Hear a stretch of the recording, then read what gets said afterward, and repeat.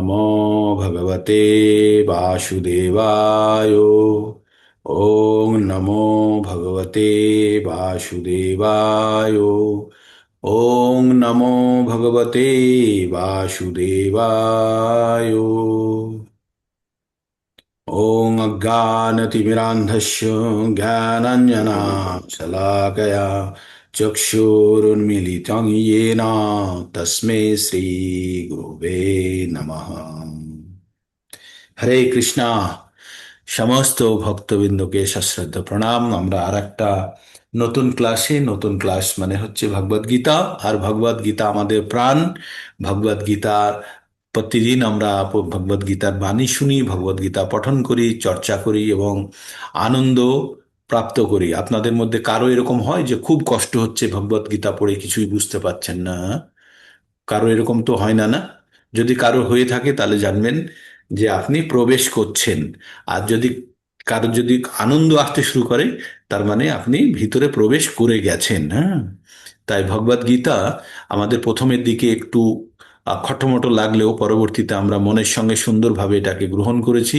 তাই তো প্রতিদিন আপনারা সকাল সকাল যুক্ত হতে পারেন, না হলে আপনারা সকাল সকাল যুক্ত হতে পারতেন না, তাই না? আকর্ষণ একবার দুবারের ভৌতিক আকর্ষণ একদিন দুদিনের জন্য হতে পারে, কিন্তু নিরন্তর প্রতিদিন আর একইভাবে যুক্ত হওয়াটা কিন্তু ভগবানের পরিচিতি। আমি একটু আগে কি বলছিলাম যে আমাদেরকে আমাদেরকে কে কতজন জানলো, আমাকে কত লোক চেনে, ওটা আমার পরিচয় নয়। আমার পরিচয় ভগবান আমাকে চেনে কিনা, তাই না? ভগবান আমাকে চেনে কিনা। তো দ্যাট ইজ ইম্পর্টেন্ট। আর ভগবান কখন চিনবে? যখন আমি ভগবানকে চিনব। ভগবান তো আয় না।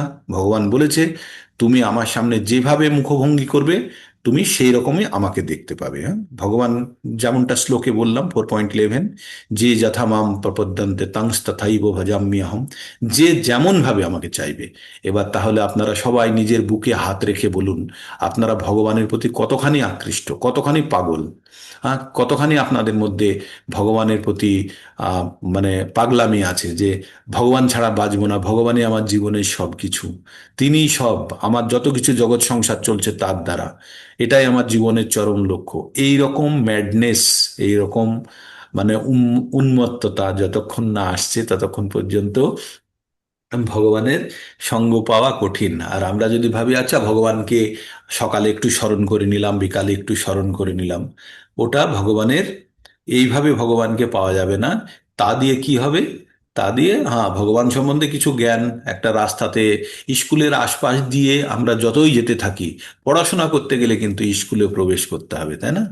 আমরা স্কুলের আশপাশ দিয়ে যতই যাতায়াত করি, হুম। তাতে কিন্তু আমাদের আমাদের পড়াশোনার উন্নতি হবে না। হ্যাঁ, স্কুলটাকে চিনে ফেললাম হয়তো, কিন্তু পড়াশোনার উন্নতি করতে গেলে আমাদেরকে প্রকৃত অর্থে আমাদের কি করতে হবে? স্কুলে প্রবেশ করতে হবে এবং স্কুলের ডিসিপ্লিন মেনেই আমাদেরকে চলতে হবে, তাই না? তো আমরা সব সময়তে আমাদের অন্তর্নিহিত ইচ্ছা যেটা হচ্ছে সেটা হচ্ছে কৃষ্ণ প্রেম। Nothing beyond that. তার বাইরে কিছুই নয় এবং তার থেকে কম কিছুই নয়। আমাদের আমাদের ভগবত ভক্তির সব থেকে গুরুত্বপূর্ণ জায়গাটা হচ্ছে ভগবত প্রেম। আর ভগবত প্রেম মানে হচ্ছে কিছুই, কৃষ্ণ প্রেম ছাড়া আর কিচ্ছু নয়। কৃষ্ণ প্রেমই আমাদের জীবনের একমাত্র উদ্দেশ্য, হচ্ছে আমাদের নিজেদের সম্বন্ধ স্থাপন করা। কার সঙ্গে? ভগবানের সঙ্গে।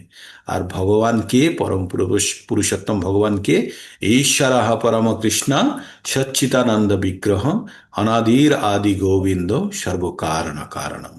তো ভগবানের সঙ্গে আমাদের সম্পর্ক খারাপ হয়ে গেছে। কিভাবে? আমরা এই পৃথিবীতে আমরা নিজেদের মতো ভোগ করতে আমরা ইচ্ছা প্রকট করেছি, তাই জন্ম জন্মান্তরে আমরা বারবার এই ধরাধামে নিক্ষেপিত হই। হ্যাঁ, তো আমাদের তাই কি আমাদের এখন এই যে অতি গুরুত্বপূর্ণ মানব জীবন আমাদের কাছে আছে, আর এই মানব জীবনের উদ্দেশ্যকে সাধিত করা। উদ্দেশ্য কি? মানব জীবনের উদ্দেশ্য কি? এই জন্ম মৃত্যুর চক্করে বেরোনোর জন্য একমাত্র গেট, আমরা আগে একবার আপনাদেরকে দেখিয়েছিলাম একটা স্লাইডে, যে জেলের মধ্যে যখন আমরা থাকি, তখন জেল থেকে ছুটি কখন হয়? যখন কেউ জেলের মধ্যে ভালো ব্যবহার করে, হ্যাঁ, জেলের নিয়ম মেনে চলে, তাহলে তার মুক্তি সময়ের অপেক্ষা। তো তেমনি আমরা ভগবত ভক্তিতে বা ভগবানকে জেনে আমরা শাস্ত্র বিধান উক্ত আমরা পড়ছিলাম না? শাস্ত্র বিধানোক্তম। হ্যাঁ, তো শাস্ত্র বিধান মেনে যে নিয়মগুলো দেওয়া আছে সেই নিয়ম মেনে আমরা যখন ভগবান ভক্তিতে লীন হব, তখন শুধু সময়ের অপেক্ষা আমাদের এই জড় জগৎ থেকে মুক্ত হওয়া।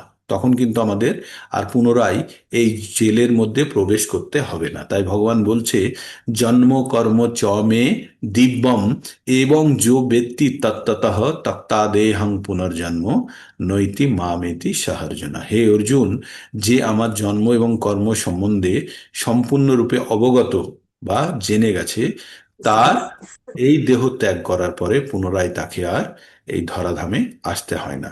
তাহলে এই দেহ ত্যাগ করার পরে যদি ধরাধামে না আসতে হয়, তাহলে কোথায় যায়? তাই আমরা বারবার পড়ছিলাম যে এই যে পৃথিবী, এই যে জড় জগৎ, আমাদের দুটো জগৎ আছে। একটি হচ্ছে জড় জগৎ আর একটা হচ্ছে চিত্ত জগৎ। চিত মানে হচ্ছে চিন্ময় জগৎ। ভগবান নিজে বলেছেন যে তার যত শক্তি আছে, শক্তির একের চার অংশ হচ্ছে এই জড় জগৎ। মানে আমাদের এই যত তারা নক্ষত্র ব্রহ্মাণ্ড যত আছে, গ্রহ, সমস্ত কিছু, শুধু সূর্য একটা সোলার সিস্টেম নয়, যত সব কিছু আছে সেগুলি সব জড় জগতের অংশ। ইভেন ব্রহ্মলোকও জড় জগতের অংশ। ব্রহ্মলোকও জড় জগতের অংশ। তাহলে জেনে নিন, এই জড় জগৎ হচ্ছে 1/4, আর 3/4 আছে ভগবানের আরো চিন্ময় জগৎ। তাহলে চিন্ময় জগতে আপনারা কখনো ভাববেন না যে চিন্ময় জগতে আমাদের অ্যাকোমোডেশন হবে না, হবে না। এত লোক যদি ভগবত ভক্তি করে ভগবানের কাছে চলে যায়, তাহলে ভগবত ভক্তি হবে কি হবে না? জানেন, আমাদের পৃথিবীতে এমন একটা দেশ আছে রাশিয়া বলে। রাশিয়ার একটা পাড়া থেকে আর একটা পাড়া, মানে আমাদের যেমন পাড়া না, এক পাড়া থেকে আর এক পাড়ায় গেলে আমরা হেঁটে চলে যাই, একটা পাড়া থেকে আর একটা পাড়ায় রাশিয়ায় যেতে হলে গাড়িতে করে যেতে হবে 50 কিলোমিটার, 60 কিলোমিটার দূরে। একটা পাড়া থেকে আর একটা পাড়া, মানে এত দূরে দূরে তাদের বাসস্থান, কারণ অনেক বড় দেশ তো, জনসংখ্যা কম। তো তেমনই ভগবানের ধাম এত বড়, এত বড় যে ওখানে ভাববেন না যে ওখানে কনজাস্টেড হয়ে যাবে, ওখানে বাড়ির পাশে বাড়ি উঠে গেছে, তা নয়। ভগবানের ধাম হচ্ছে অনেক, এই যে জড় জগৎ যতখানি, তার 3 গুণ। তো তাই সেখানে প্রচুর অ্যাকোমোডেশন আছে। সবাই তাই বলে না যে যদি আমরা ভগবত ধামে সবাই চলে যাই, তাহলে ভগবানের এখানে কে থাকবে, সে দায়িত্ব আমাদের নয়। আমরা যদি ভাবি যে আমি সিগারেট না খেলে সিগারেট কোম্পানির লস হবে, সে দায়িত্ব সিগারেট কোম্পানি আপনাকে দেয়নি যে আমরা সিগারেট খেয়ে সিগারেট কোম্পানিকে বাঁচাবো। সেটার কোনো প্রয়োজন নেই, তাই না? তো জড়জগৎ আমাদের জন্য নয়, জড়জগৎ হচ্ছে অপরাধীদের জন্য। আপনাদেরকে যদি বলে যে জেলে গিয়ে তুমি থাকো অপরাধীদের সঙ্গে সহমর্মিতা দেখিয়ে, তো থাকতে পারেন। যদি আপনার মনে হয় যে এই জড়জগতে এত লোক কষ্ট পাচ্ছে, আমিও থাকি, থেকে তাদের কষ্ট থেকে উদ্ধার করি, তাহলে সেটা হলো সার্ভিস। কিন্তু যদি ভাবেন যে না না, আমি ভোগ করবো জড়জগতই ঠিক আছে, তাহলে জেলের মধ্যে থেকে যারা আনন্দ ভোগ করে তারা জেলে থাকতেই ভালো পছন্দ করবে, ঠিক। তো এতে আমাদের কোনো অসুবিধা নেই। আমাদের জানতে হবে যে মানব জীবন অতি দুর্লভ। আর এই পরম জ্ঞান আমরা কোথায় থেকে পাই? আমরা ভগবদ গীতা থেকে পাই। ভগবদ গীতা থেকে আমরা 5টি বিষয় সম্বন্ধে জানতে পারি: ঈশ্বর, জীব, প্রকৃতি, সময় এবং কর্ম। আর ঈশ্বর, জীব, জীব হচ্ছে ঈশ্বরের অংশ, আর ঈশ্বর হচ্ছে পরম পুরুষোত্তম ভগবান। আর সময় হচ্ছে ভগবানের একটি রূপ। আর প্রকৃতি হচ্ছে ভগবানের বহিরঙ্গা শক্তি। আর প্রকৃতির সঙ্গে যখন জীব আদান প্রদান করে, তখন কর্ম উৎপন্ন হয়।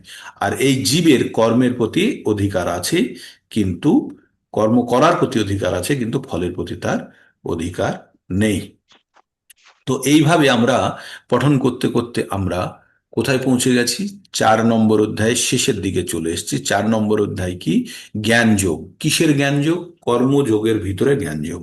আমরা ভগবত গীতাকে 3টে অংশে ভাগ করেছি। 1 থেকে 6 পর্যন্ত হচ্ছে কর্মযোগ, 7 থেকে 12 পর্যন্ত ভক্তিযোগ, আর 13 থেকে 18 পর্যন্ত হচ্ছে জ্ঞান যোগ।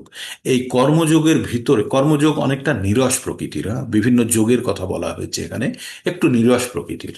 আর ভগবদ গীতার প্রকৃত উদ্দেশ্য যেটা ভক্তি যোগ, সেটি আমরা পড়বো 7 থেকে 12-র মধ্যে। সেখানেও খুব ইন্টারেস্টিং ইন্টারেস্টিং আমরা টপিকগুলো পাবো। তো বর্তমানে আমরা কর্মযোগের মধ্যে আছি, যেখানে কর্মযোগের মধ্যে কর্মের জ্ঞান সম্বন্ধে আমাদেরকে ভগবান অর্জুনের মাধ্যমে জ্ঞান দিচ্ছে। এই জ্ঞান কে গ্রহণ করেছিলেন? অর্জুন। আর এই জ্ঞান কিভাবে আসে? পরম্পরাগতভাবে আসে, ঠিক। তো আমরা কতদূর পর্যন্ত, কত নম্বর শ্লোক পর্যন্ত পড়া হয়েছিল কালকে? 29। হরে কৃষ্ণ। তিরিশ প্রভু। 30? 31। 31, 31। 31। 31, 31। 31 পর্যন্ত হয়ে গেছে, তাহলে আজকে আমরা 32 থেকে, তাহলে আমরা 31-এ কি পড়লাম?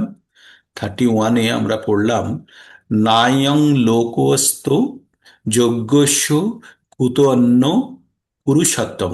মানে এখানে ভগবান যেটা বললেন, বললেন যে হে কুরুশ্রেষ্ঠ অর্জুন, অর্জুনকে কি বললো? কুরু শ্রেষ্ঠ। যজ্ঞ অনুষ্ঠান না করে কেউ এই জগতে সুখে থাকতে পারে না। আচ্ছা, আমরা কি সম্বন্ধে জানছি? বিভিন্ন প্রকার যজ্ঞ সম্বন্ধে জানছি, তাই না? আমরা দ্রব্যযজ্ঞ, তপযজ্ঞ, জ্ঞান যজ্ঞ, বিভিন্ন যজ্ঞ, বিভিন্ন যজ্ঞের কথা আমরা পড়েছি। কিন্তু ভগবান 11 নম্বর অধ্যায়ে গিয়ে আমরা যখন পড়বো, তখন ভগবান একবার বলবেন যে যজ্ঞের মধ্যে শ্রেষ্ঠ কি। হ্যাঁ, মনে আছে? আপনারা যারা আগে পঠন করেছেন তারা এটা জানেন। যজ্ঞের মধ্যে কি শ্রেষ্ঠ যজ্ঞ ভগবান বলেছিলেন? কেউ বলতে পারবেন আমাকে? যজ্ঞ, হরে কৃষ্ণ জপযজ্ঞ। নামযজ্ঞ।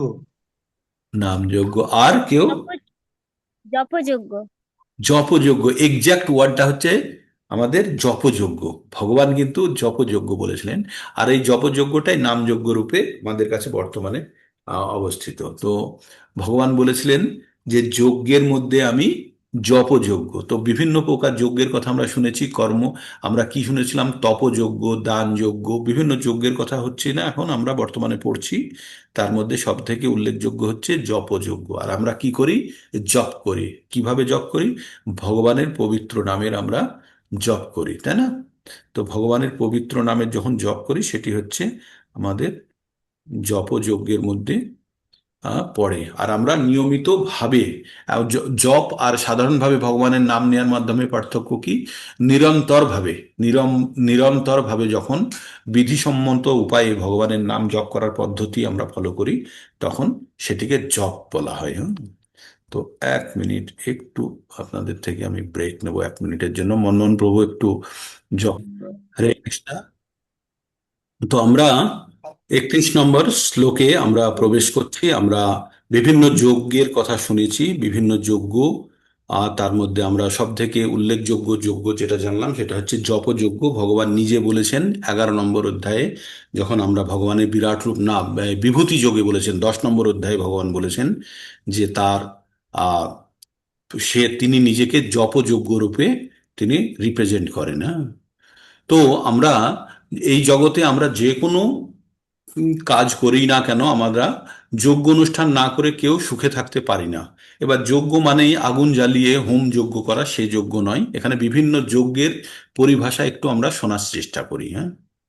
জীব যে রকম দেহই ধারণ করে জীব যে রকম দেহই ধারণ করে এই জড়জগতে অবস্থান করুক না কেন, তার যথার্থ স্বরূপ তার কাছে অবধারিত অজ্ঞাত থাকে। পক্ষান্তরে বলা যায়, জন্ম জন্মান্তরের সঞ্চিত পাপের ফলে জীবাত্মা এই জড়জগতে অবস্থান করে। তাহলে আমরা জড়জগতে অবস্থান করি কেন? জন্ম জন্মান্তরে সঞ্চিত পাপের ফলে। হ্যাঁ। অজ্ঞানতা হচ্ছে এই পাপ পঙ্কিল জীবনের কারণ। আর আমরা যে জানি, অজ্ঞানতা মানে কি? আমাদের যখন কোনো জিনিস সম্বন্ধে জ্ঞান থাকে না। তার কারণ কি? এই পাপ পঙ্কিল জীবন, তার মানে একটার সঙ্গে আরেকটা যুক্ত হয়ে গেছে। এক হচ্ছে আমাদের কাছে জ্ঞান নেই, কারণ আমরা পাপী বলে। আর 2 নম্বর হচ্ছে আর অজ্ঞান বলে আমরা পাপী হয়ে থাকছি। তাই জীবন যতক্ষণ পাপের দ্বারা কলুষিত থাকে, ততক্ষণ জড়জগতের বন্ধন থেকে মুক্ত হওয়ার কোনো প্রশ্নই ওঠে না। আমরা একটা শ্লোক খুব পড়ি, এবং আমি বারবার আপনাদেরকে শ্রবণ করানোর চেষ্টা করি।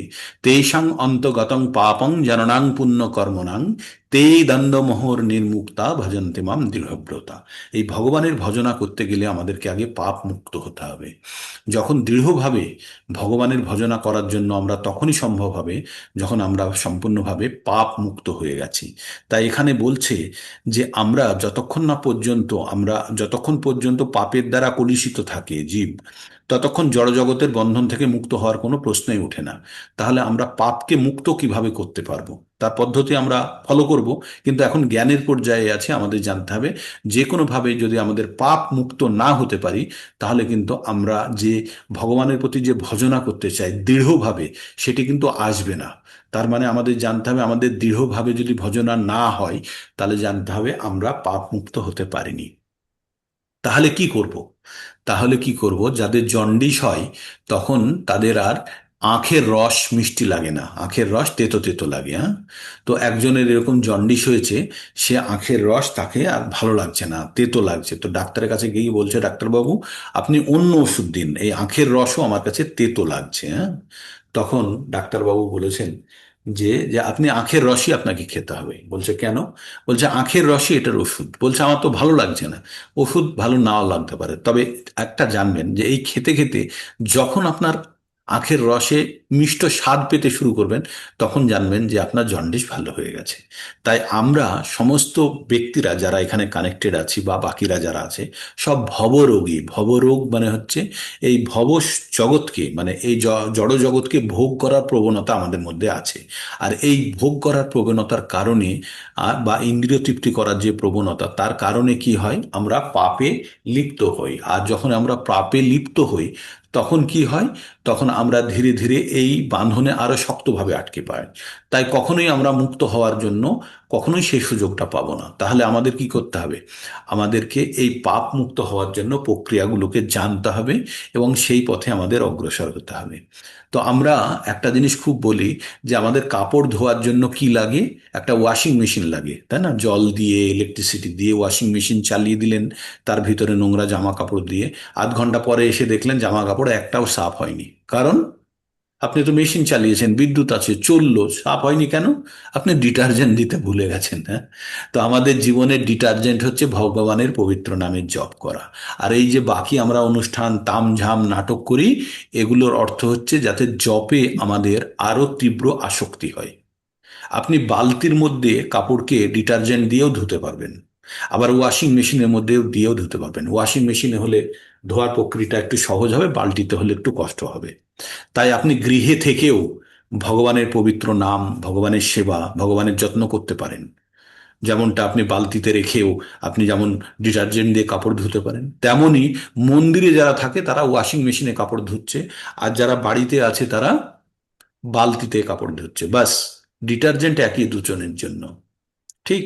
তো আমাদের তাই জানতে হবে যে যারা হোস্টেলে থেকে যারা স্কুলে পড়াশোনা করে, আর মন্দিরে থেকে তারা পুজো করে, আর যারা দূর থেকে সাইকেল চালিয়ে অনেক 1 ঘন্টা 1.5 ঘন্টা সাইকেল চালিয়ে এসে স্কুলে এসে পড়াশোনা করে, আর যারা গৃহস্থ, গৃহস্থ জীবন যাপন করে যারা ভক্তি করে, এগুলোর মধ্যে অ্যানালজি দেখতে পেতে পারেন বা সমার্থক ভাবতে পারেন। যারা সম্পূর্ণভাবে ভগবানের জন্যই নিযুক্ত আছে, তারা হচ্ছে হোস্টেলে থেকে পড়ছে। আর আমরা যারা গৃহস্থ ভক্তি করার চেষ্টা করছি, তারা আমরা 1 ঘন্টা 1.5 ঘন্টা সাইকেল ঠেঙিয়ে আসছি, এসে আমরা স্কুলে পড়ার চেষ্টা করছি। তাই আমাদের কাছে সময় কম। আর ওরা যেহেতু হোস্টেলে থাকে, তাই ওদের কাছে সময় বেশি। কিন্তু পড়তে সবাইকে হবে, না হলে পাস কেউ করবে না। হোস্টেলে থাকলেও পাস করবে না, দূর থেকে কষ্ট করে আসলেও পাস করবে না। উদ্দেশ্য কিন্তু পড়া, তাই উদ্দেশ্য হচ্ছে ভগবান ভক্তি।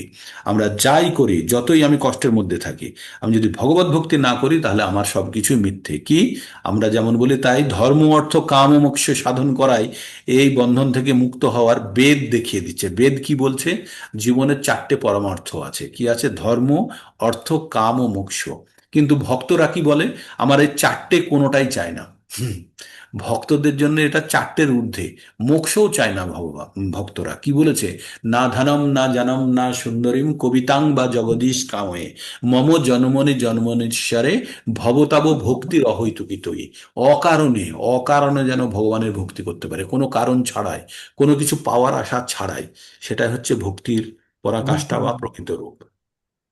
ধর্মের পথে অগ্রসর হয়ে বিভিন্ন যোগ যজ্ঞের অনুষ্ঠান করলে স্বাভাবিকভাবেই আমাদের অর্থনৈতিক সমাধান হয়। যজ্ঞ অনুষ্ঠান করার মাধ্যমে খাদ্য, শস্য, দুধ আদি পর্যাপ্ত মাত্রায় অর্জন করা যায়। তখন অত্যধিক হারে জনসংখ্যা বৃদ্ধি পেলেও খাদ্যদ্রব্যের কোনো অনটন হয় না। দেহের এই সমস্ত স্থূল প্রয়োজনগুলি মিটে গেলে তখন স্বভাবতই ইন্দ্রিয় তৃপ্তির প্রশ্ন আসে। মানে বলেন, খেতে পেলে শুতে চায়। আমাদের যখন বেসিক নিডগুলো যখন পূর্ণ হয়ে যায়, তখন আমাদের সেকেন্ডারি নিডগুলো বা আমাদের দ্বিতীয় স্তরের প্রয়োজনগুলি তখন সামনে চলে আসে। তো তার মধ্যে এখানে লিখেছে, বেদে নিয়ন্ত্রিতভাবেই ইন্দ্রিয় তৃপ্তির জন্য বিবাহ যজ্ঞের বিধানও দেওয়া আছে। বিবাহটাকে একটা যজ্ঞ হিসাবেই বলেছে। এখানে ধীরে ধীরে জড়বন্ধন থেকে মুক্ত হওয়ার জন্য অগ্রসর হওয়া যায়। মুক্ত জীবনের সর্বোচ্চ স্তর হচ্ছে ভগবানের সঙ্গ লাভ করা। তাহলে মুক্ত জীবন মানে ধর্ম অর্থ কাম মোক্ষ, মোক্ষ মানে হচ্ছে এই জড়জগৎ থেকে মুক্তি পাওয়া। এবার মুক্ত জীবনের সর্বোচ্চ স্তর কি? বিভিন্ন স্তর আছে। ব্রহ্মজিতে লীন হয়ে যাওয়া, ভগবানের মতো হওয়া, ভগবানের ধামে থাকা, ভগবানের রূপ পাওয়া, ভগবানের সান্নিধ্য পাওয়া, এগুলো হচ্ছে সব মুক্তির পদ্ধতি।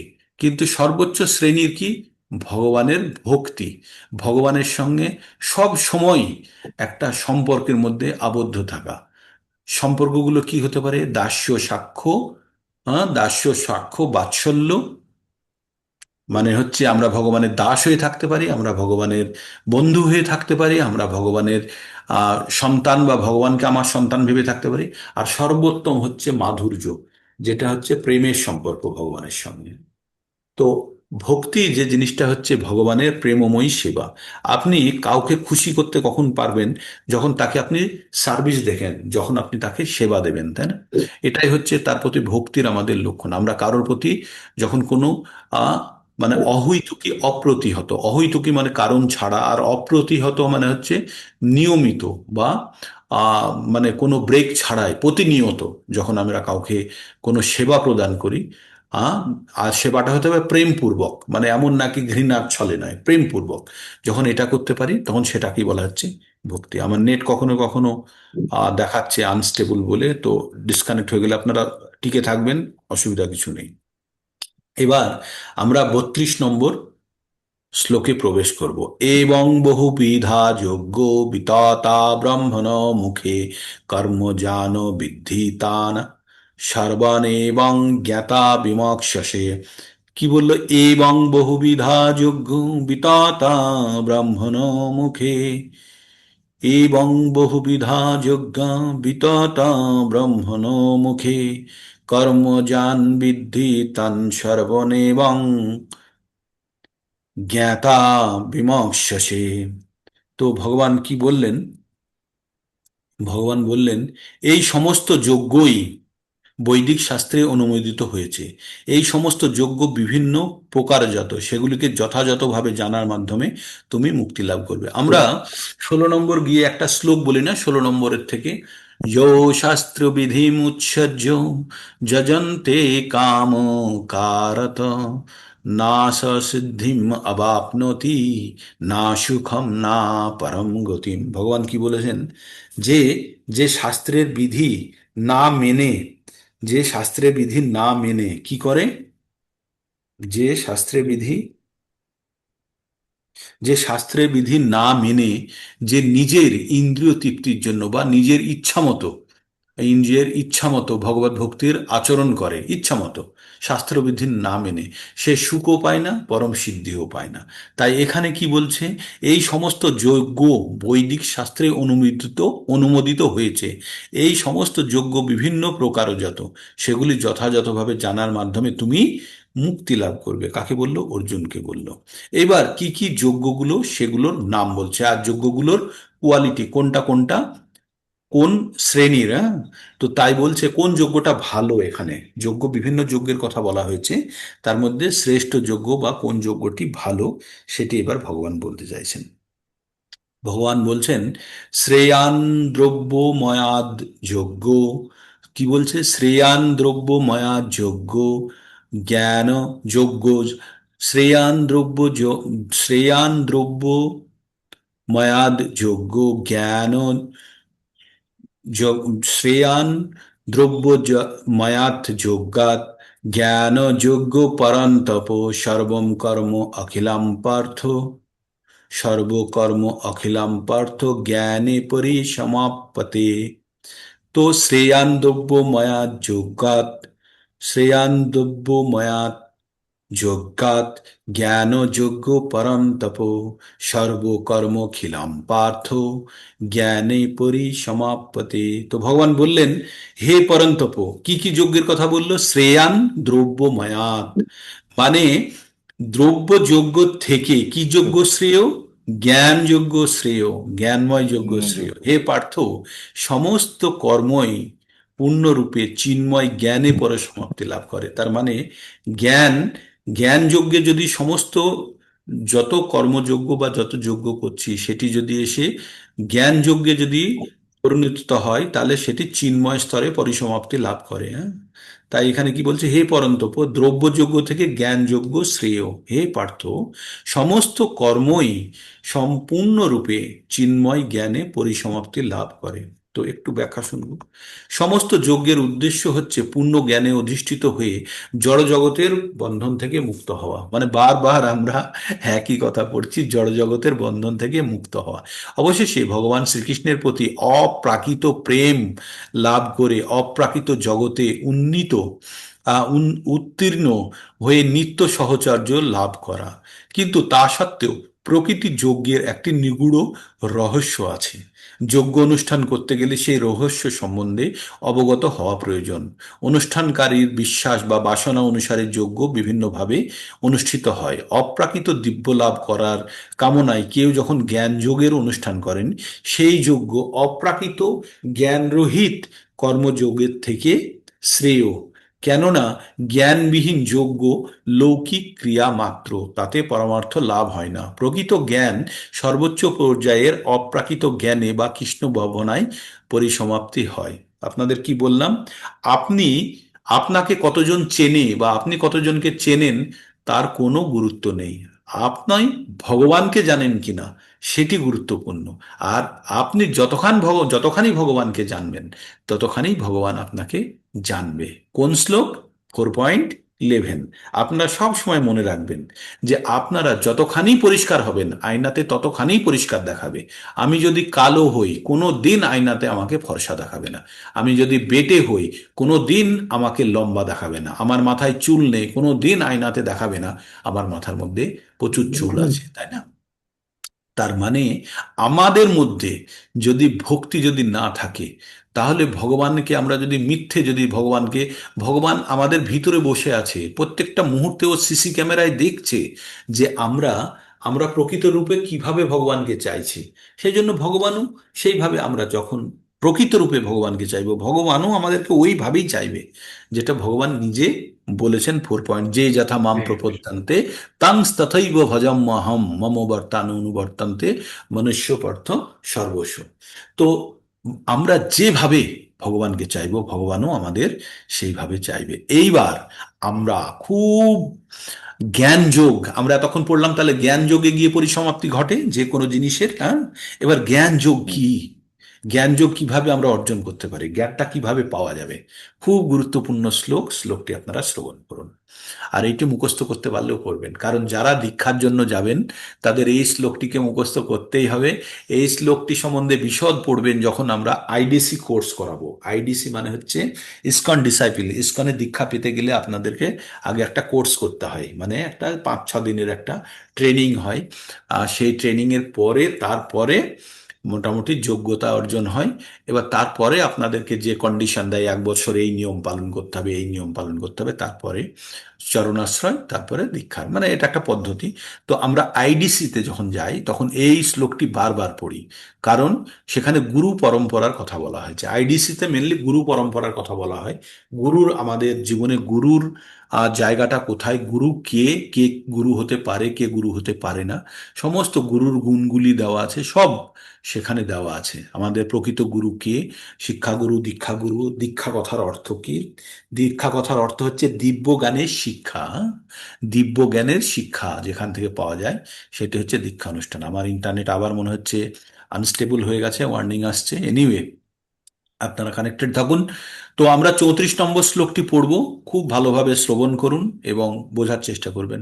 তদ্বিদ্ধি প্রণিপাতেনা প্রণিপস্নেনা সেবয়া উপদেশ কান্তিতে জ্ঞানং জ্ঞানিনাম তত্ত্বদর্শিনম। তো আমরা কি পড়লাম? তদ্বিদ্ধি প্রণিপাতেনা প্রণিপস্নেনা সেবয়া উপদেশাখান্তিতে জ্ঞানং জ্ঞানিনাস্তত্ত্বদর্শিনঃ। তো বললেন, ভগবান কি বললেন? সদ্গুরুর তদ্বিদ্ধি প্রণিপাতেনা প্রণিপস্নেনা সেবয়া। তৎ বিদ্ধি, বিদ্ধি মানে জানা, আর তৎ মানে এই। কি, কিসের কথা বললাম এতক্ষণ আমরা? যজ্ঞের কথা বললাম, জ্ঞান যজ্ঞের কথা বললাম। তাই এই জিনিসটা জানতে গেলে কি করতে হবে? প্রণিপাতেনা। প্রণিপাতেনা মানে সদ্গুরুর আশ্রয় নিতে হবে, কোনো গুরুর, সদ্গুরুর আশ্রয়, যে কোনো গুরু না, সৎ, হ্যাঁ, সেই গুরুর আশ্রয় নিতে হবে, সদ্গুরুর আশ্রয় নিতে হবে আমাদেরকে। নিয়ে কি করতে হবে? প্রশ্নে না, তাকে প্রশ্ন করতে হবে। কিভাবে? অত্যন্ত বিনম্র হয়ে। কখন প্রশ্নটা করব? সেবায়া, সেবার দ্বারা তাকে আগে সন্তুষ্ট করে। এবার তারপরে তিনি কি করবেন? উপদেশ খান্তি, তিনি উপদেশ দান করবেন। কি ব্যাপারে? জ্ঞানম, আর জানি না, জ্ঞানী ন, কি? আত্মতত্ত্ববেত্তা, যে নিজেকে জানে, যে তত্ত্ব জানে, সেই রকম সদ্গুরুর আশ্রয় গ্রহণ করে তাকে সেবা দ্বারা সন্তুষ্ট করলে তিনি তখন আমাদেরকে উপদেশ দেবেন, তখন আমাদের জ্ঞান দেবেন। ঠিক তো? অর্থ কি লিখছে এখানে? সদ্গুরু শরণাগত হয়ে তত্ত্বজ্ঞান লাভ করার চেষ্টা করো। বিনম্র চিত্রে সেই বিনম্র চিত্তে সেই প্রশ্ন জিজ্ঞাসা করো, অকৃত্রিম সেবার দ্বারা তাকে সন্তুষ্ট করো। আগে তাকে সন্তুষ্ট করতে হবে, তারপরে প্রশ্ন জিজ্ঞেস করতে হবে। তাহলে সেই তত্ত্বদ্রষ্টা, মানে যে ভগবান তত্ত্ব জানেন, হ্যাঁ, তোমাকে জ্ঞান উপদেশ করবেন। তো আমাদের তত্ত্বদ্রষ্টা কে? আমাদের তত্ত্বদ্রষ্টা হচ্ছে আমাদের গুরুদেব। পারমার্থিক উপলব্ধির পথ নিঃসন্দেহে দুর্গম, তাই ভগবান আমাদের উপদেশ দিয়েছেন সেই সদ্গুরু শরণাগত হতে। তাহলে সদ্গুরু শরণাগত আপনাদের প্রত্যেককে হতে হবে। আর আমরা সদ্গুরু শরণাগত কখন হতে পারি? যখন আমরা দীক্ষার মাধ্যমে গুরু পরম্পরায় যুক্ত হই। তাহলে এখন আমরা কি করছি? আমরা এগুলো সব নেট প্র্যাকটিস করছি বা রিহার্সেল করছি, যার দ্বারা প্রকৃত অর্থে ম্যাচে আমরা কি খেলবো। তার মানে একটা বাচ্চা পরীক্ষা দেওয়ার আগে কি করে? বাড়িতে প্রচুর পড়ে, মাস্টারমশাইয়ের কাছে পড়ে, কিন্তু যতক্ষণ না পর্যন্ত পরীক্ষা দিচ্ছে ততক্ষণ পর্যন্ত তার কাছে সার্টিফিকেট আসে না যে সে এইগুলো পড়েছে, তাই না? তো দীক্ষা মানে হচ্ছে এক ধরনের সার্টিফিকেশন, যার দ্বারা ভগবত ভক্তির পথে সে প্রকৃত পাসপোর্টটা পায়। হ্যাঁ, তো আমরা তাহলে বর্তমানে যেগুলো করছি সব অভ্যাস করছি। কিভাবে? আর অভ্যাস মানে ভাববেন না যে তাহলে তো আমার কাছে সার্টিফিকেট আসলো না, তাহলে আমরা অভ্যাস কি, আমার কোনো মূল্য নেই? আছে, অভ্যাসেরও মূল্য আছে। এই অভ্যাসই একদিন আপনাকে চরম লক্ষ্যে পৌঁছানোর জন্য সাহায্য করবে। তাই আমরা যে ভক্তির যে অভ্যাস অনুশীলন করি প্রতিদিন, জপ করি, ভগবানের কথা শ্রবণ করি, এর দ্বারা আমাদের শুদ্ধিকরণ করি আর আমাদেরকে নিজেদেরকে যোগ্য তৈরি করার চেষ্টা করি। তাই সদ্গুরু শরণাপন্ন হওয়া খুব প্রয়োজন। আপনারা যারা এখানে কানেক্টেড আছেন, যারা এখনো পর্যন্ত যাদের দীক্ষার জন্য চেষ্টা করছেন, দীক্ষা হয়নি, বা যাদের দীক্ষা হয়ে গেছে, যারা দীক্ষা হয়ে গেছে তারা এন্ট্রি করে নিয়েছেন, যাদের দীক্ষা এখনো হয়নি তারা আস্তে আস্তে এন্ট্রি করবেন। তার জন্য আপনারা নিজেদেরকে প্রস্তুত করছেন। তো এটা প্রস্তুতি পর্বে আমরা কি করি? খেলার আগে আমরা প্রচুর প্র্যাকটিস করি, নেট প্র্যাকটিস করি, তাই তো? যখন খেলি, ফাইনাল খেলি, তখন কি? তখন খেলা বাদ দিয়ে অন্য কিছু করি না, তখনও খেলি, আগে যেটা অভ্যাস করলাম সেটাই খেলি। তো সেই পারফরমেন্সটা কেমন হয় সেটা অনুশীলনের উপরে নির্ভর করে। তাহলে আমরা যখন সদ্গুরুর কাছে গিয়ে তাকে সেবা দিয়ে তাকে সন্তুষ্ট করে যখন আমরা তার কাছ থেকে দিব্য জ্ঞানের শিক্ষা পাবো, অর্থাৎ দীক্ষা পাবো, তখন তারপরে আমাদের কি করতে হবে? আরো ইন্টেন্সিফাইড হয়ে, আরো তীব্রভাবে আমাদের ভক্তিতে নিমগ্ন হতে হবে। আর যখন দীক্ষা হয় তখন কি করে? গুরু আমাদের সমস্ত পাপ হরণ করে নেয়, সমস্ত পাপ। তাহলে আমাদের দায়িত্ব কি হয়ে যায়? তাহলে গুরু যদি আমাদের সমস্ত খারাপ জিনিসটা নিয়ে নেয়, তাহলে কি হবে? আমাদের দায়িত্ব হবে ওই খারাপ জিনিসটা যেন আমাদের ভিতরে আর প্রবেশ করতে না পারে। হ্যাঁ, তাই সর্বদা আমাদের গুরুকে সুস্থ রাখার জন্য আমাদের পাপ কার্য থেকে বিরত থাকতে হবে। আমাদের জানতে হবে আমি যদি কোনো পাপ কার্য করি, সেই পাপ কার্য ফল গুরু ভোগ করবে। তাহলে আমাদের কি করতে হবে? আমরা যেন গুরুকে ঠিক রাখার জন্য কোনো অবস্থাতে যেন আমরা কোন রকম পাপ কার্যে লিপ্ত না হই। হ্যাঁ? তো তাই বলছে আগে গুরুর কাছে গিয়ে আমরা পারমার্থিক উপলব্ধির পথ নিঃসন্দেহে দুর্গম। তাই ভগবান আমাদের উপদেশ দিয়েছেন যে সেই সদ্গুরু শরণাগতি হতে, যিনি গুরু গুরু পরম্পরা ধারায় ভগবত তত্ত্ব জ্ঞান তিনি লাভ করেছেন। গুরু পরম্পরা ক্রমে যিনি ভগবত তত্ত্ব লাভ করেননি তিনি কখনোই গুরু হতে পারেন না। বাজার থেকে বই কিনে এনে পুরো ভগবদ্গীতা মুখস্থ করে গড়গড় করে সংস্কৃত, হিন্দি, বাংলা সব বলে দিলাম, আর ভাবলাম যে আমি বড় পণ্ডিত হয়ে গেছি, আমি গুরু হয়ে গেছি। না, এইভাবে আমি গুরু হতে পারি না। গুরু হতে গেলে কি হতে হবে? গুরু হবে পরম্পরাগত, মানে যে গুরু হতে চাইবে তার একজন গুরু থাকবে, আবার যার থেকে সে গুরু হচ্ছে তারও আবার গুরু থাকবে, মানে প্রত্যেকটা গুরুর গুরু থাকবে। থাকতে থাকতে কোথায় গিয়ে পৌঁছবে? ব্রহ্মা পর্যন্ত পৌঁছবে। এটা হচ্ছে আমাদের লিনেজ, আমাদের লাইন, হ্যাঁ, আমাদের লাইন। তাই তাই জানতে হবে, যখন আমরা কোনো সদ্গুরুর কাছে যাব, সেই সদ্গুরুরও যেন গুরু থাকে, এবং সদ্গুরু আমাদের যখন শিক্ষা দেবে, দিব্যজ্ঞানের শিক্ষা দেবে, সেটি কখন দেবে? যখন তিনি আমার সেবার দ্বারা সন্তুষ্ট হবেন, তখনই তিনি আমাকে, আর যখন আমি বিনয় চিত্তে তার কাছে প্রশ্ন করব, তখনই তিনি আমাদেরকে এই সদ্জ্ঞান বা আধ্যাত্ম জ্ঞান তিনি দেবেন। হুম। পরম্পরাক্রমে যিনি ভগবত তত্ত্ব লাভ করেননি, তিনি কখনোই গুরু হতে পারেন না। ভগবান হচ্ছেন আদি গুরু, কারণ ব্রহ্মার গুরুকে ভগবান, আর আমাদের পরম গুরুকে ব্রহ্মা পর্যন্ত। তাহলে ব্রহ্মার উপরে কে আছে? ভগবান। তাহলে ভগবানই হচ্ছে আদি গুরু। তিনি পরম তত্ত্ব জ্ঞান দৃষ্টির আদিতে দান করেছেন। এই যে ব্রহ্মা কোথায় থেকে জ্ঞান পেল? আমরা যখন ভাগবতম পড়ব, ভাগবতমের প্রথম শ্লোকেই লেখা আছে, এই যে জন্মাদস্য যত অন্নয়াত ইতরচ্চ অর্থেষু অভিজ্ঞ সরাট তেনে ব্রহ্মা হৃদিজ অধিকবয়ে। ভগবান কি করেছিলেন? ব্রহ্মার হৃদয়ে এই পরম জ্ঞান তিনি বসিয়ে দিয়েছিলেন। হ্যাঁ, প্রথমবার ব্রহ্মার হৃদয়ে। আমরা যারা ভাগবতম ক্লাস পড়ছি সন্ধ্যেবেলায়, আর সেখানে আমরা দেখছি সৃষ্টি সৃষ্টি যেখানে হচ্ছে, সৃষ্টিতে ব্রহ্মাজি কোথায় থেকে জ্ঞান পেলেন? তো ব্রহ্মাজি ওই যে মহাবিষ্ণুর নাভিপদ্ম থেকে কমলের পুরে ব্রহ্মাজি উৎপন্ন হয়েছে, আর ব্রহ্মাজির আশেপাশে কিচ্ছু নেই, তাই তিনি ওই পদ্মের যে ডান্ডা আছে সেইটা দিয়ে তিনি নিজের উৎস খোঁজার চেষ্টা করেছেন। তো তখনই তিনি জলের মধ্যে এ, একটি শব্দ শুনতে পেয়েছিলেন। কি শব্দ শুনেছিলেন? তপ। ত আর প শুনেছিলেন, ত আর প। আর এই তপ শব্দটা থেকে তিনি কি শুরু করেছিলেন? তপস্যা। আর এই তপস্যা মানে হচ্ছে গভীর চিন্তন। কিসের ব্যাপারে? তিনি ভগবানের ব্যাপারে। এবার যখন তিনি চিন্তন করছেন, তিনি তো ভগবান দেখেননি, কিন্তু তার ভিতরে হার্ড ডিস্কের মধ্যে, তার হৃদয়ে সম্পূর্ণরূপে ভগবান তার জ্ঞান বসিয়ে রেখেছে। যখন তিনি চিন্তন করলেন, তার মানে ওই জ্ঞানকে মানে উন্মূলন করলেন বা খুলে ফেললেন, তখনই তিনি ভগবান তত্ত্ব জ্ঞান লাভ করতে পারলেন। আর যখনই ভগবান তত্ত্ব জ্ঞান লাভ করলেন, তখন ভগবান তাকে তার বৈকুণ্ঠ ধাম দর্শন করালেন। তো আমরা কালকে এটাই পড়ছিলাম, বৈকুণ্ঠ ধাম কেমন তার আমরা সংজ্ঞা পড়ছিলাম। বৈকুণ্ঠ ধামে প্রবেশ করতে গেলে আমাদের পাসপোর্ট লাগে। সেই পাসপোর্টে কি কি থাকলে আমাদের পাসপোর্ট দেয় না? আমাদের পাসপোর্ট দেয় না যদি আমাদের অবিদ্যা থাকে। অবিদ্যা মানে হচ্ছে জড়জাগতিক জ্ঞান আছে কিন্তু ভগবান সম্বন্ধে জ্ঞান নেই, সেটাকে বলা হচ্ছে অবিদ্যা। মানে ভগবান সম্বন্ধে জ্ঞান না থাকাটাই অবিদ্যা। তারপরে দেশ বা ঘৃণা, অন্যের প্রতি ঘৃণা করা। অপবিত্রতা, আমরা যদি পবিত্র না হই, শৌচতা না থাকে, তাহলেও হয় না।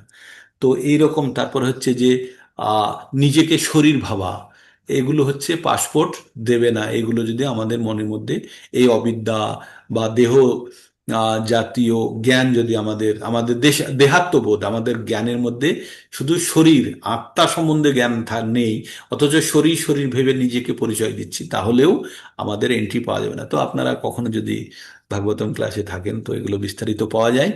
তো তারপরে ভগবান কি বলছেন? বলছেন তিনি জ্ঞানের এই পরম্পরায় যিনি, তিনি জ্ঞান আরোহণ করেছেন। কে? গুরু। কিভাবে জ্ঞান আরোহণ করেছেন? তিনিও পরম্পরায় জ্ঞান আরোহণ করেছেন। তিনি এই জ্ঞানের প্রকৃত তত্ত্ব উপলব্ধি করতে পেরেছেন, এবং তিনি জ্ঞানকে যথারূপে দান করতে পারেন।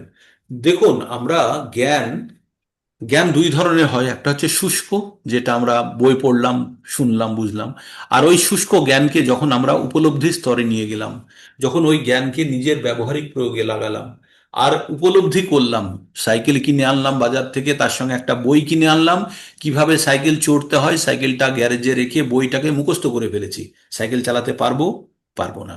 কিন্তু সাইকেল চালাতে গেলে ওই জ্ঞানের সঙ্গে সাইকেলটা নিয়ে যখন চালাতে যাব, বারবার পড়বো, পড়তে পড়তে যখন আমাদের একটা ব্যালেন্স এসে যাবে, যখন আমরা সুন্দরভাবে ওই সাইকেল চালানোর ব্যালেন্সটা শিখে যাব, তখন কিন্তু আমরা সাইকেলটা, তখন আর বই পড়ার দরকার হবে না, সাইকেল চলবে। তো আত্ম উপলব্ধি হচ্ছে সেই রকম। জ্ঞান আরোহণের পরে সেই জ্ঞানের প্রয়োগ করে, যখন ওই জ্ঞানের প্রয়োগটা নিজের উপরে হবে, তখন একটা নিজের মধ্যে পার্মানেন্ট পরিবর্তন আসবে। হ্যাঁ, নিজের মধ্যে একটা পার্মানেন্ট পরিবর্তন হবে। হাজার বার ধাক্কা দিলেও আপনি কিন্তু সাইকেল থেকে পড়বেন না, কারণ সাইকেল চালানোটা শিখে গেছেন। তো তেমনি যদি আধ্যাত্ম জ্ঞান আমাদের মধ্যে উৎপন্ন হয়ে যায়, হাজারো বিষম পরিস্থিতি হলেও কিন্তু আমরা এই আধ্যাত্মিক চেতনার বাইরে আর বেরোবো না। তাই এই জ্ঞান আর তার উপলব্ধি অত্যন্ত গুরুত্বপূর্ণ। তাই উপলব্ধি স্তরে যেতে গেলে আমাদের কি করতে হবে? প্রথমে জ্ঞান আরোহণ করতে হবে। তার জ্ঞান আরোহণ করার পরে আমাদের যে পদ্ধতিগুলো দেওয়া আছে সে পদ্ধতিগুলো আমরা পালন করব, আর তারপরে আমরা উপলব্ধি স্তরে যেতে পারবো। তাই না? আপনাদের একদিন আমি জিজ্ঞেস করছিলাম না, ভগবানের পবিত্র নাম জপ বা মেডিটেশন করার সময় শরীরের মধ্যে কখনো কখনো বিদ্যুৎ তরঙ্গের মতো চলে যায় কিনা? অনেকেই হ্যাঁ বলেছেন। এগুলো হচ্ছে উপলব্ধি স্তর, কারণ তাদের মধ্যে এটা হয়। যাদের মধ্যে হয় তারাই হ্যাঁ বলতে পারবেন, তাছাড়া যাদের মধ্যে হয় না তারা বলতে পারবে না। তো এগুলো হচ্ছে ছোট ছোট উপলব্ধি স্তর। যখন এই যে উপলব্ধি, যে একটা রোমাঞ্চ ভাব, যে আনন্দ, এটাকে আবার বিজ্ঞানে বলে যে এক ধরনের হরমোন সিক্রেশন হয়, ফিলিং গুড হরমোন, যেটা দিয়ে আমাদের আনন্দ প্রদান করে থাকে। যদি সেই হিসাবেই নেন, আর ভগবানের নাম নিয়ে যদি আপনার মধ্যে আনন্দ চলে আসে, বাস আপনার পারপাস সলভ। তাই না?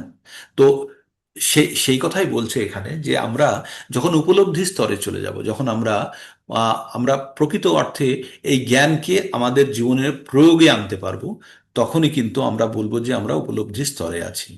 একদল মূঢ় প্রতারক গুরু সেজে নানা রকম অশাস্ত্রীয় পদ্ধতির উদ্ভাবন করে লোক ঠকায়। এই জন্য ভগবতে 6.3.19 বলা হচ্ছে, ধর্মং তু সাক্ষাৎ ভগবৎ প্রণীতম। ধর্ম কি? ধর্ম কি? ধর্ম তু সাক্ষাৎ, সাক্ষাৎ ভগবান যেটা বলেছেন সেটাই ধর্ম। তাহলে ধর্মের পথ স্বয়ং ভগবানই প্রত্যক্ষভাবে নির্দেশ দিয়েছেন। তাই জল্পনা কল্পনা বা বৃথা তর্ক বা শাস্ত্রগ্রন্থের মন গড়া ব্যাখ্যার মাধ্যমে কখনোই আধ্যাত্মিক জীবনে অগ্রসর হওয়া যায় না। যেমন আমরা কখনো কখনো বলি না যে তর্কের মাধ্যমে, যুক্তি দেখিয়ে, কখনো যখন কারোর প্রতি ভালোবাসা বা প্রেম, কখনো যুক্তি তর্ক দিয়ে হয়? হয় না। ওটা হচ্ছে অন্তরের একটা আবেগ থেকে একটা যুক্ত হওয়ার যে প্রবণতা, তাই না? সেটা হচ্ছে অন্তরের। তাই বলছে, এখানে বলছে যে তাই জল্পনা কল্পনা, বৃথা তর্ক বা শাস্ত্রের মন গড়া ব্যাখ্যার মাধ্যমে কখনো আধ্যাত্মিক জীবনে অগ্রগতি করা যায় না বা হয় না। পরম তত্ত্বজ্ঞান লাভ করার জন্য কৃষ্ণ তত্ত্ববেত্তা গুরুদেবের শরণাগত হতে হয়। সুদৃঢ় বিশ্বাস, খুব গুরুত্বপূর্ণ। শ্রদ্ধা, শ্রদ্ধা কথার অর্থ হচ্ছে সুদৃঢ় বিশ্বাস। এই সুদৃঢ় বিশ্বাসের মাধ্যমে আমরা কি করি? ভগবানের চরণাম্বুজে, ভগবানের চরণে আমাদেরকে নিজেদেরকে আমরা কি করি? সমর্পিত করি। তাহলে কি করতে হবে? আমরা এই পরম তত্ত্বজ্ঞান লাভ করার জন্য কৃষ্ণ তত্ত্ববেত্তা গুরুদেবের শরণাগত হয়ে সুদৃঢ় বিশ্বাস এবং তার চরণাম্বুজে আত্মসমর্পণ করতে হয়। সম্পূর্ণ নিরহংকারী হয়ে কৃতদাসের মতো সেবা করতে হয়। কার? গুরুর। তখন আত্মসমর্পণ ও সেবা না করে কেউ প্রশ্ন করে, তখন তত্ত্বজ্ঞান লাভ করা যায় না। আমরা আগে গুরুকে গুরু দক্ষিণা দিতে হয়। গুরু দক্ষিণা কি? গুরু তো টাকা চায় না। গুরু কি চাই? কিছুই চায় না। গুরু কি চাই? তার ভক্ত যেন প্রকৃত ভক্ত হয়, এটা চাই গুরু। কিন্তু গুরুকে সন্তুষ্ট করার জন্য আমরা গুরুকে সেবা প্রদান করি কিভাবে? সাক্ষাৎ হরিত্বেনা সমস্ত শাস্ত্রে। গুরুকে কি বলা হয়েছে? সাক্ষাৎ হরি। তাই হরির যেমন সেবা করা উচিত, সেই রকমই গুরুর সেবা করবো। আর গুরু নিজেকে কিভাবে? গুরু নিজেকে ভাবে আমি ভগবানের দাস, ভগবান এই ব্যক্তিদেরকে সেবা করার জন্য আমাকে সুযোগ দিয়েছে। গুরু উল্টো আবার তার শিষ্যদের প্রতি সেবা প্রদান করে কিভাবে? তত্ত্বজ্ঞান দিয়ে। কি তত্ত্বজ্ঞান? ভগবত তত্ত্বজ্ঞান দিয়ে। তাহলে গুরু প্রতি আমাদের সেবা কি? গুরু গুরুর প্রতি দুই ধরনের সেবা হয়, একটা হচ্ছে বপু সেবা, আর একটা হচ্ছে বাণী সেবা। বপু সেবা মানে হচ্ছে গুরুকে শারীরিক সেবা দেওয়া, গুরুকে রান্না করে দেওয়া, গুরুর কাপড় ধুয়ে দেওয়া, গুরুর চরণ ধুয়ে দেওয়া, গুরুকে মাসাজ দেওয়া, এগুলো হচ্ছে গুরুর শারীরিক কমফোর্ট প্রদান করা। ঠিক। তবে গুরুর কামনা বাসনা, গুরুর কিন্তু কোনো কামনা বাসনা থাকবে না, সদ্গুরুর কোনো কামনা বাসনা থাকে না। তিনি জড়জাগতিক কামনা বাসনার ঊর্ধ্বে। তার একটাই বাসনা বা ইচ্ছে, সেটি হচ্ছে ভগবত প্রাপ্তি। এবং এই জড়জগতে যারা চেষ্টা করছে ভগবত প্রাপ্তির জন্য, আর তার শরণাগত যারা আছে, তাদেরকে সেই শরণাগতির রাস্তা দেখিয়ে দেওয়া, এটাই হচ্ছে গুরুর কাজ। হ্যাঁ, গুরুর কাজ এই নয় যে গুরু বসে থাকবে আর গুরুকে রান্না করে দিচ্ছে, আর গুরু খাচ্ছে আর আয়াস করছে আর ঘুমোচ্ছে নাক ডেকে। না, গুরুর কাজ আরো কঠিন। গুরুর কাজ তার কঠিন। শিষ্যদের পারমার্থিক উন্নতি করানোর দায়িত্ব গুরুর। হুম। তাই এখানে কি বলছে, তাই জল্পনা কল্পনা বৃথা বা তর্কে শাস্ত্রগ্রন্থের মনগড়া ব্যাখ্যার মাধ্যমে কখনোই আধ্যাত্মিক জীবনে অগ্রসর হওয়া যায় না। পরম তত্ত্ব লাভ করার জন্য আমাদের কৃষ্ণ তত্ত্ববেত্তা গুরুদেবের শরণাগত হতে হবে। সুদৃঢ় বিশ্বাস এবং চরণাম্বুজে আত্মসমর্পণ করতে হয়। সম্পূর্ণ নিরহংকারী হয়ে কৃতদাসের মতো সেবা করতে হয়। সদ্গুরুর সন্তুষ্টি বিধান করার মাধ্যমে আধ্যাত্মিক জীবনে লাভ করা যায়। আত্মসমর্পণ ও সেবা না করলে কেবল প্রশ্ন করেই কৃষ্ণ তত্ত্ব জ্ঞান লাভ করা যায় না। আমি অনেক বড় জ্ঞানী হয়ে গেছি, আমি কাউকে চ্যালেঞ্জ করে আমি তার থেকে সে জানে কি জানে না এইসব জানার চেষ্টা করছি, এগুলো অহংকারের প্রকাশ মাত্র। এর দ্বারা আধ্যাত্মিক জীবনে উন্নতি করা যায় না।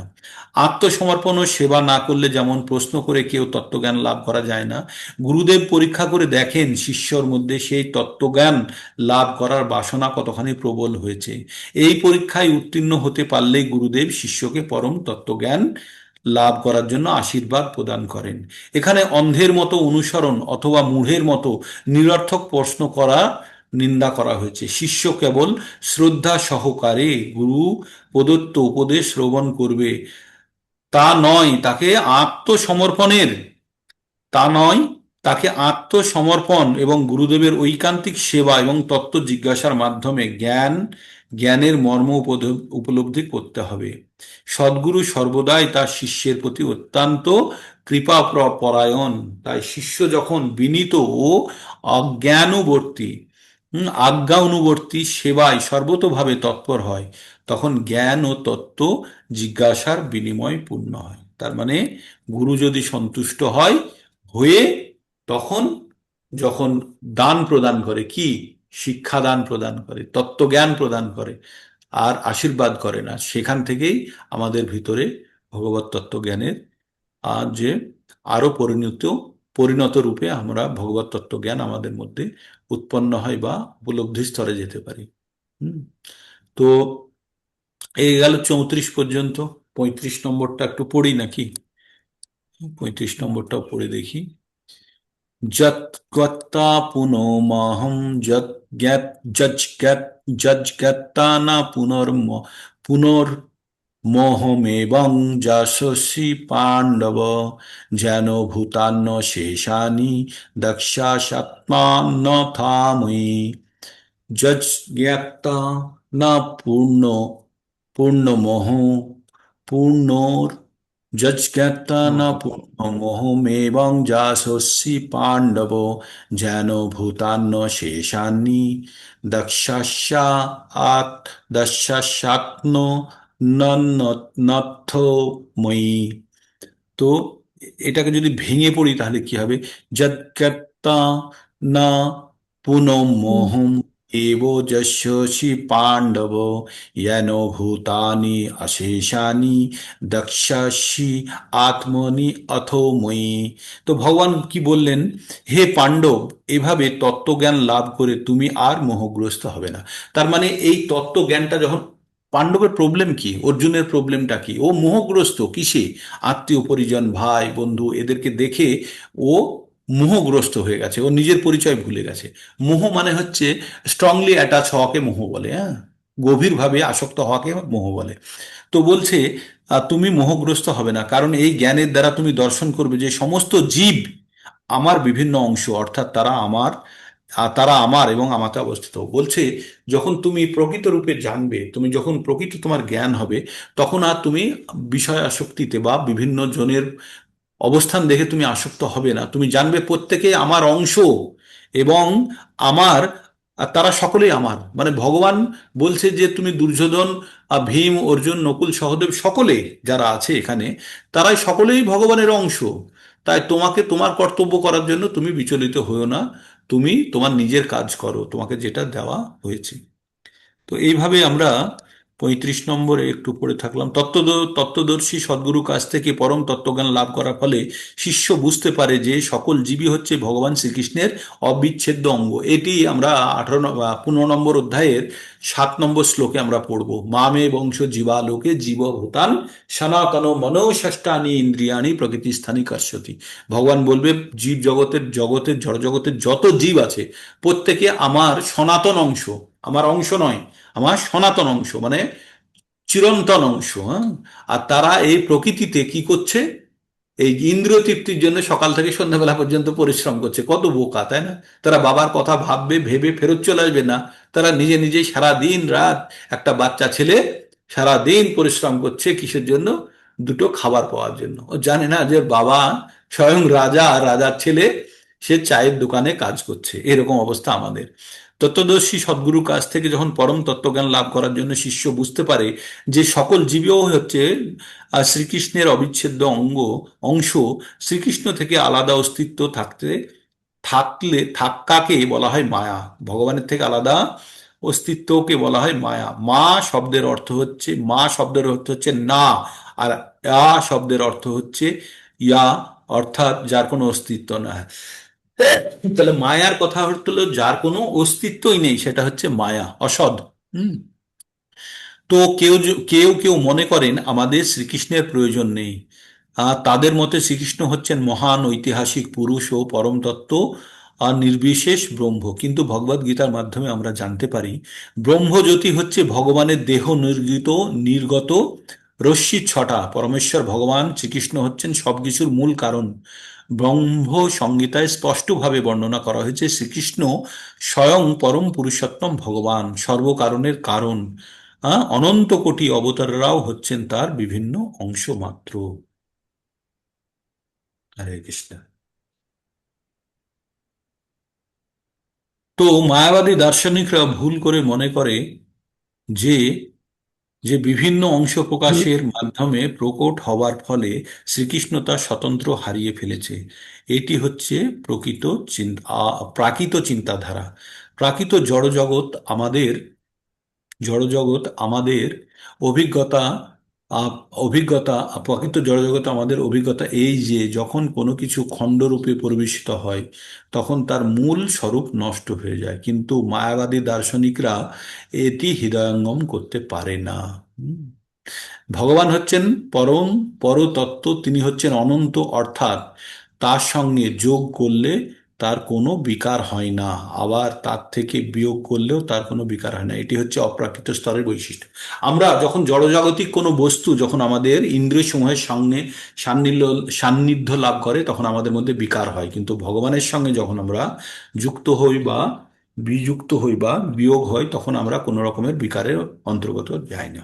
তো এই ছিল আজকের ক্লাসের শেষ। আপনারা যারা যারা বুঝতে কিছুটা হলেও পেরেছেন বা বুঝতে পারেননি, প্রশ্ন থাকলে প্রশ্ন করতে পারেন, আর ক্যামেরা অন করতে পারেন স্ন্যাপশট নেওয়ার জন্য।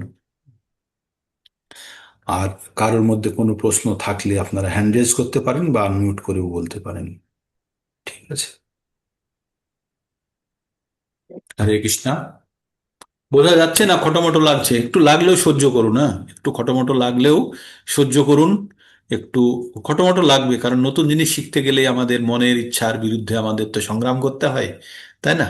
নতুন জিনিস, যে কোনো নতুন কাজ করতে গেলে আমাদের কষ্ট করতে হয়, আর সেটি একটি সংগ্রামের পর্যায়ে থাকে। তাই চিন্তার কিছু নেই। খটোমটো শিক্ষা মানেই হচ্ছে কঠিন জিনিসকে এনকাউন্টার করা, তবে আমরা সেই শিক্ষাটা লাভ করতে পারবো। যে জিনিসটা জানি সেটা তো শেখার প্রয়োজন নেই, তাই না? যেটা জানি না, আর জানি না জিনিসকে জানতে গেলে আমাদের কি করতে হবে? আমাদেরকে একটু কষ্ট করতে হবে। তাই আমাদের একটু স্ট্যান্ডার্ড আপ করতে হবে এবং একটু কষ্ট করে শেখার চেষ্টা করতে হবে। ঠিক আছে, এই ক্যামেরা অন হলো আপনাদের। আর কারো কিছু বলার নেই? হরে কৃষ্ণা। স্ন্যাপশট নিয়ে নিয়েছি। হ্যাঁ, 25-26 জন, সংখ্যা একটু কমে গেছে, যাক। আর আজকে এখানেই তাহলে বিরাম নিই। কারো কিছু না বলা থাকলে, মনমোহন প্রভু কোনো ইনফরমেশন কালকের জন্য? কাল শনিবার, কালকের জন্য কে বলবে উপলব্ধি স্তরে? যদি আপনি শুরু করতে চান আপনি দিয়েও শুরু কাউকে করতে পারেন, বা মাতাজি দিয়েও শুরু করতে পারেন। হ্যাঁ, কাউকে কাউকে সিলেক্ট। হুম। কেউ যদি বলতে চান তাদের উপলব্ধি, বা আমি কতগুলো পয়েন্ট দিয়ে দেবো সেটা নিয়ে কেউ যদি বলতে চান তাহলে মনমোহন প্রভুকে নাম দিয়ে দেবেন। একজনেরই হবে, একজন করে, এক একটা স্যাটারডেতে আমরা একজন করে করব। মোটামুটি আমরা 7 থেকে 8 মিনিট বা 10 মিনিট পর্যন্ত সময়, তারপরে আবার যেমন ক্লাস হয় তেমন ক্লাসে প্রবেশ করে যাব। ওই যে আমি প্রথমে যে একটা ফালতু লেকচার দিই না আপনাদের সামনে, 10 10 মিনিটের আপনাদের মাথা খারাপ করার জন্য, সেইটা কালকে থাকবে না, সেই জায়গাতে হয়ে যাবে। তারপরে সরাসরি আমরা পঠনে প্রবেশ করব, ঠিক? তো কালকে মনমোহন প্রভুকে নাম দেবেন, মনমোহন প্রভু সিলেক্ট করবেন। ওটা ওনার জুরিসডিকশন, উনি কাকে কালকে প্রথম করাবেন সেটা ওনার কাছে থাকলো। আর কি কি বিষয়ের উপরে হবে আমি রাইট আপটা দিয়ে দেবো, আপনারা নিজেরা প্রস্তুত করবেন। ঠিক আছে? আর কারো কোনো প্রশ্ন? এই শ্লোকটা মাথায় রাখতে হয়, মুখস্থ করবেন। তদ্বিদ্ধি প্রণিপাতেন প্রণিপস্নেন সেবায়া উপদেশ খান্তিতে জ্ঞানাম জ্ঞানিনাম তত্ত্বদর্শিনাম। ঠিক আছে? কে কি বলছিলেন একটা, আমি কথা বলার মাঝে? বিষয় এইটাই থাকবে, প্রতি সপ্তাহে একজন করে হুম। বলবেন নিজের উপলব্ধি এই কৃষ্ণ ভাবনামৃতেতে এসে, মানে কি এই যে জয়েন করার পর থেকে আপনাদের মধ্যে কি পরিবর্তন, কি উপলব্ধি করেছেন বা সেই সম্বন্ধে, তারপর প্রভু পয়েন্ট দিয়ে দেবেন। আচ্ছা, একজন করে প্রতি সপ্তাহে বললে ঠিক হবে, একজন করে বলবেন। আর ঠিক তার আছে। জন্য নাম বলবেন আমার কাছে। প্রভুজি না হলে নাম না প্রভুজি দিলে আমি বিকালবেলা ক্লাসটা কটায় শুরু হয়? বিকেলের প্রভুজি বলছি বিকালবেলা ক্লাসটা কটায় হয়? বিকেলের দুই রকমের ক্লাসটা হয়। একটা হয় 4টে থেকে, বুধবারের দিন 4টে থেকে হয় একটা। আর একটা ক্লাস হয় আপনার সন্ধ্যেবেলায়, প্রতিদিন হয় 7টা 15 থেকে, শুক্রবার শনিবার আর রবিবার বাদ দিয়ে। ওটা হিন্দিতে হয়, সন্ধ্যেবেলাটা হিন্দিতে হয়। আর যে বিকেল 4টে থেকে হয় সেটিও হিন্দিতে হয়, এই শতরূপা দেবী দাসী মাতাজি শ্লোক পাঠ অমুক টমুক এগুলো শেখান।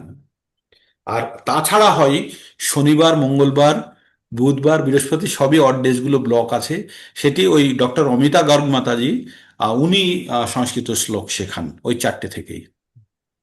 তো ওটাতে এন্ট্রি শনিবারে করতে যদি গেলে আগে আপনাদের নাম শনিবারে লেখা থাকে। হ্যাঁ প্রভু। দুটো গ্রুপ চলে, দুটো গ্রুপ মানে একটা সিনিয়র গ্রুপ অলরেডি হয়ে গেছে যারা, হ্যাঁ। তাদের চলে মঙ্গলবার আর বৃহস্পতিবার। আর শনিবারে আবার নতুন করে যারা জয়েন করেছেন তাদের জন্য শ্লোক শেখান ডাক্তার অমিতা গর্গ মাতাজি, উনি দিল্লির থেকে শ্লোক শেখান। আপনারা জয়েন করলে তাহলে ওই শনিবারের ওইটাতে জয়েন করতে পারবেন, যদি বলেন তাহলে ওই গ্রুপে দিয়ে দেওয়া হবে। 6টা 15, 6টা 15, না 6টা 15। ওটা 4টে থেকে হয়, 4টে থেকে। চারটে চারটে, 4টে। বিকাল 4টে। সন্ধে তাহলে 7টা 15 যেটা হয় সেটা ভাগবতমের ক্লাস হয়, হিন্দিতে হয় সেটা। সন্ধে 7টা 15 থেকে 8:30 9টাও বেজে যায় কোনো কোনো দিন, সেটি ভাগবতমের ক্লাস হয়। ঠিক আছে, তাহলে সাতটা এখানেই পনেরো থাকলো। থেকে তারপর আর লিঙ্ক একই নামটা একই এন্ট্রি করে লিঙ্কে হয়। দিবেন। প্রভুজি প্রভুজি নামটা এন্ট্রি করে দিবেন। বলুন মাতাজি, বলুন। বলছি ওই মঙ্গলাচরণগুলো যদি একটু রেকর্ডিং পাঠিয়ে দেন তাহলে ভালো। হ্যাঁ ঠিক আছে, রেকর্ডিং দিয়ে দেবো আজকে, মঙ্গলাচরণের রেকর্ডিং দিয়ে আচ্ছা দেবো। ঠিক আছে। ঠিক আছে, ওকে। হরে কৃষ্ণা।